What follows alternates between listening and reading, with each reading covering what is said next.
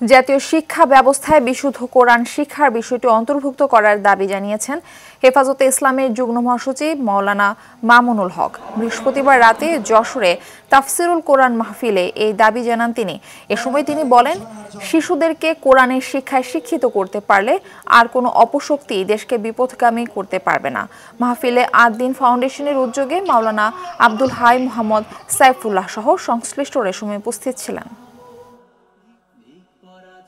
আপনারা সকলেই বিবেচনা করে দেখুন যে এত কিছু শিক্ষা দেওয়া হয়, এতগুলো সাবজেক্ট পড়ানো হয়, এত শিক্ষক শিক্ষিকা জাতীয় শিক্ষা ব্যবস্থার শিক্ষাঙ্গনগুলোতে রাষ্ট্রীয়ভাবে প্রতিপালিত হয়, আল্লাহর কোরআনের বিশুদ্ধ তেলাওয়াতটুকু শিক্ষা দেওয়া হলো না।